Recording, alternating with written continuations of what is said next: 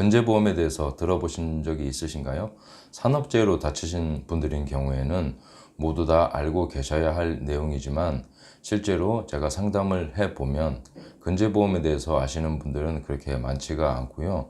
또 뒤늦게 아시게 돼서 산재보상만 받으시는 경우도 굉장히 많이 있습니다. 근제보험을 어떻게 하면 보상을 받을 수 있는지, 또 근제보험은 무엇인지, 근제보험으로는 얼마나 보상을 받을 수 있는지에 대해서 실제로 보상을 받아보신 분들도 이것을 설명을 하시기에는 굉장히 어려운데요. 근로자재해보장보험, 줄여서 근제보험이라고 하는데요. 제가 근제보험 전문으로서 이번 영상에서 근제보험에 대해서 말씀을 드려보도록 하겠습니다. 김도영의 보험보상 TV. 안녕하세요. 손해사증사 김도영입니다.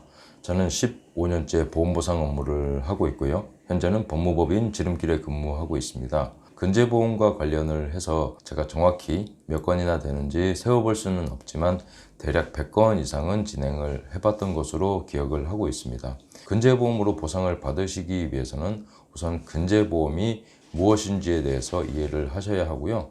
또 보상을 받으시기 위해서는 어떤 부분을 준비를 해야 되는지, 그리고 실제로 보상 사례에서는 어느 정도 보상이 가능한지에 대해서 이번 영상에서 말씀을 드려보도록 하겠습니다. 산재로 다치신 분들은 물론이고요. 또 근로자나 일을 하시면서 다치거나 아프신 경우에 이것을 미리 아는 경우와 그렇지 않은 경우에 보상에서 큰 차이가 있기 때문에 이번 영상은 영상 보시면서 유익하다고 생각되시면 구독 누르시면 되겠습니다.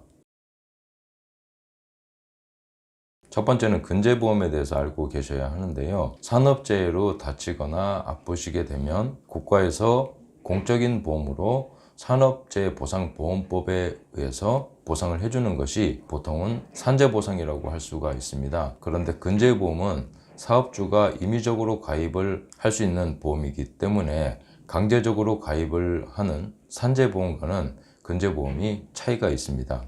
그리고 산재보험의 경우에는 정해진 규정에 따라서 보상을 하고 있지만 근제보험인 경우에는 산업재해에 초과손해가 발생했을 때에만 청구를 할 수 있는 것이 산재보상과 근제보험의 가장 큰 차이라고 할 수가 있고요.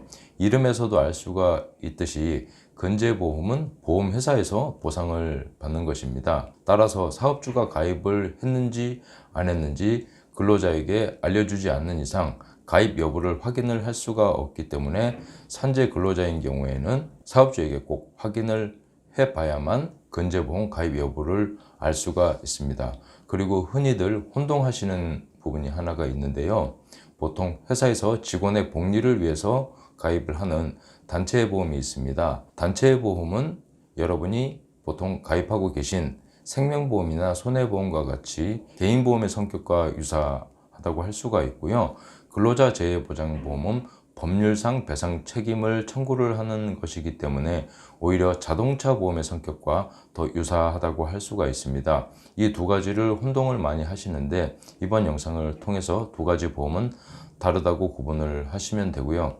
근제보험을 청구를 하기 위해서는 별도의 입증 자료가 준비가 되어야 하는데요. 보통은 산재가 종결되고 난 후에 청구를 하는 것이 일반적이지만 산재를 진행하는 과정에서 비급여 치료비와 같은 근로복지공단에서 보장을 해주지 않는 그런 비용들이 있습니다. 이런 경우에도 근제보험으로 청구를 할 수가 있고요. 근제보험을 청구를 하기 위해서는 여러 가지 서류들을 미리 준비를 해야만 청구를 할 수가 있습니다.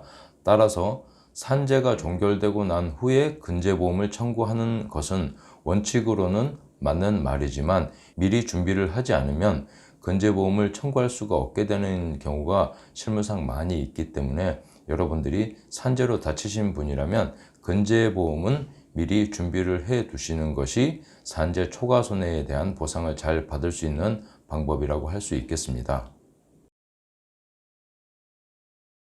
근제보험을 어떻게 청구하느냐라는 부분은 굉장히 설명하기가 어려운 부분인데요. 근제보험을 청구를 하시기 위해서는 산재보험 보상에 따른 후유장애 진단 방식과 다른 맥브라이드 방식의 후유장애 진단이 필요하고요. 또 향후 치료비에 대한 감정이 필요합니다. 여기에 과실이나 근로자성의 확인과 같은 법률적 판단이 이루어져야 보상을 받을 수가 있는데요. 대부분은 산재 자료를 바탕으로 해서 이런 부분들을 확인을 합니다. 그래서 근로자 재해보장보험으로 보상을 잘 받으시기 위해서는 산재가 발생을 했을 때 조사 단계부터 진술을 제대로 하는 것이 굉장히 중요한데요. 제가 실무상 만나는 많은 분들은 산재가 발생을 하게 되면 그 신고하는 부분을 본인이 주도적으로 하시는 게 아니라 병원에서 또는 사업주에게 맡기는 경우가 많은데, 과실과 같은 부분 또 근로자성과 같은 부분을 판단을 하기 위해서는 근로자가 산재 발생 사실에 대한 조사 과정에 적극적으로 참여를 하시는 것이 보상을 잘 받을 수 있는 방법이라고 할 수가 있습니다. 그리고 중요한 부분이 산재와 관련해서 후유장애 진단을 받으시게 될 텐데요. 산재의 후유장애 진단과 근재보험에 청구하는 맥브라이드 방식의 후유장애 진단은 그 진단 방식이 다르고, 또 산재의 경우에는 본인이 치료를 받았던 주치의사에게 받은 장애 진단서를 근로복지공단에 제출을 하고 그것을 심사를 해서 장애 등급이 결정돼서 보상이 이루어지는 반면에, 근재보험인 경우에는 제3의 병원에서도 진단을 받을 수가 있고요. 또 보험회사에서는 대학병원에서 받은 진단서를 계속적으로 요구하는 경우가 있기 때문에 근재보험에 필요한 후유장애 진단은 산재와는 다른 방식의 후유장애 진단이 필요하고요. 또 산재보험에서 보장이 되지 않는 성형치료비와 같은 경우에도 수술을 하신 경우 또는 화상 환자인 경우에는 그 금액을 감정을 해보면 굉장히 큰 금액이 발생을 할 수가 있기 때문에 꼭 향후 치료비에 대한 감정을 해야만 보상을 잘 받을 수 있다고 할 수 있겠습니다. 이렇게 해서 이루어진 전체 손해액에서 산업재해로 받은 보상액을 공제를 하고요.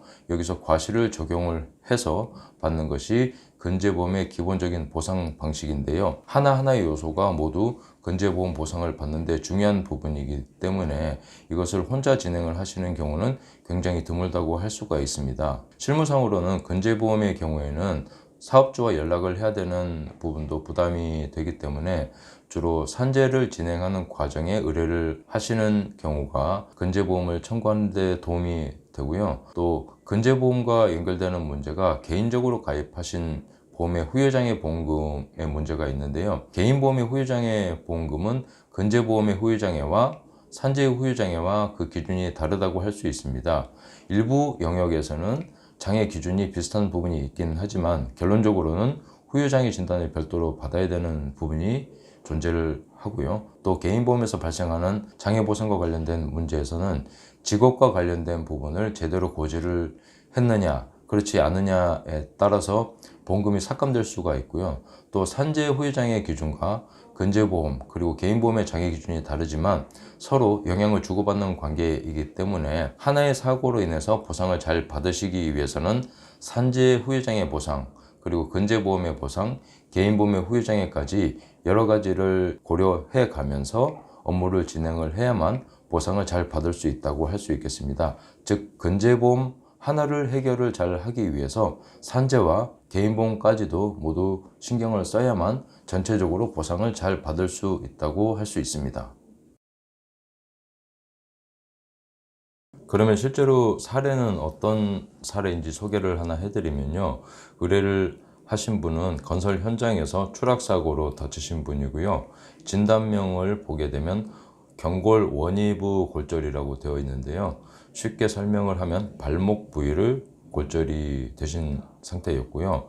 종골골절이라고 하는데요. 발 뒤꿈치도 함께 골절이 되어 있는 경우였습니다. 그리고 승인 상병명 중에 제가 의무기록지를 비교를 해보니까 빠진 진단명이 하나가 있었는데요. 척추 골절이 된 부분이 빠져 있어서 이후에 추가적으로 추가 상병을 통해서 승인을 받은 케이스였습니다. 산재와 관련해서 후유장애 보상은 총 4,800만 원을 받으셨고요. 산재 장애 등급은 11급이었습니다. 이와 관련해서 이후에 맥브라이드 장애 그리고 향후 치료비 감정을 통해서 근재보험으로 추가적으로 청구를 했던 금액은 3,200만 원이었는데요. 여기에는 과실 문제가 포함이 되어 있었기 때문에 실제로 받은 금액은 이보다 작은 금액으로 종결이 되었습니다. 근재에서는 산재로 받은 보상액은 공제를 하고 과실 부분을 고려를 해서 보상액을 평가를 하게 되는데요. 이 과정에서 보험회사와는 과실 문제에 대한 분쟁이 발생을 하는 것이 흔한 경우입니다. 그리고 의뢰하신 분의 경우에는 개인보험에 척추와 관련한 후유장애 보험금도 더 받으실 수가 있었기 때문에 제 생각에는 매우 만족을 하셨던 사례로 기억을 하고 있습니다. 견제보험을 진행을 하다 보면 사업주가 근로자임을 부인하는 경우가 있고요. 또 산재가 가입이 되어 있지 않는 경우가 있습니다. 또 간혹 근제보험의 보상액이 만족스럽지 않은 경우도 있는데요. 이런 경우에는 소송을 통해서 보상을 받을 수가 있습니다. 저희 법무법인 지름길에는 손해배상과 관련한 전문 변호사님도 계시기 때문에 근제보험과 관련한 문의사항이 있으시면 연락을 주시면 상세하게 안내해 드리도록 하겠습니다. 김도형의 보험보상TV 계속 구독하시면 유익한 정보가 많이 있습니다. 저도 유익한 정보로 여러분들을 만나 뵙도록 하겠습니다. 근제보험과 관련한 실제 사례는 앞으로도 계속 진행을 해볼 생각인데요. 관심 있으신 분들은 계속 구독하시면 유익한 정보를 받으실 수가 있습니다. 오늘 영상 봐주셔서 감사하고요. 다음에 또 만나 뵙도록 하겠습니다. 감사합니다. 김도영의 보험상 TV